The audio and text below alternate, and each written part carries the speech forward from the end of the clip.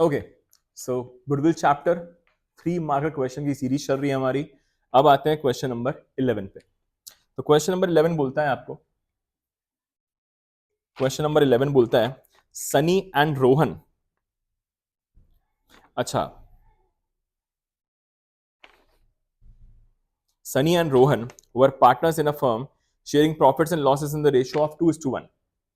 Their books showed that the capital employed on 31st March was 7 lakhs.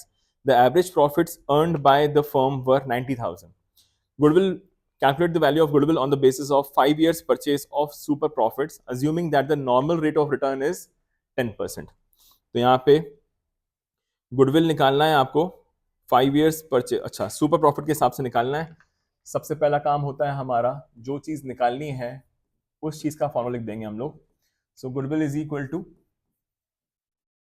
Super profit multiplied by number of purchase years. So यहाँ पे super profit given है नहीं, निकालना पड़ेगा, multiplied by number of purchase years, वो given है आपके पास already 5। सो इससे आपकी निकल के आ जाएगी गुडविल ऑफ द फर्म। ठीक, अब सुपर प्रॉफिट निकालने के लिए, सुपर प्रॉफिट निकालने के लिए, सुपर प्रॉफिट निकालने के लिए हम लोग को चाहिए होता है average profit minus the normal profit, minus the normal profit. So यहाँ पे एवरेज प्रॉफिट गिवन है कि अपने पास the average profit earn by the firm was 90,000, तो ये 90,000 ऑलरेडी गिवन है हमारे पास, माइनस नॉर्मल प्रॉफिट का फॉर्मूला होता है capital employed multiplied by rate upon 100। So यहाँ पे रेट भी है और कैपिटल एम्प्लॉयड भी है, तो यहीं पे फॉर्मूला पुटअप कर देते हैं इसका। This is capital employed multiplied by rate upon 100। So यहाँ पे हो जाएगा आपका 90,000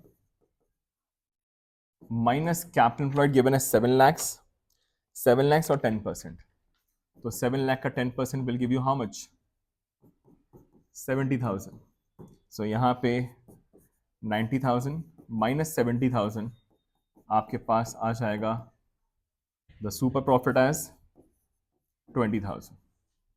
Now this 20,000 is the super profit multiplied by 5 will give you 1 lakh as the goodwill of the firm. तो ये था बहुत ही बेसिक छोटा सा क्वेश्चन। तो ये हो गया क्वेश्चन नंबर 11 कंप्लीट।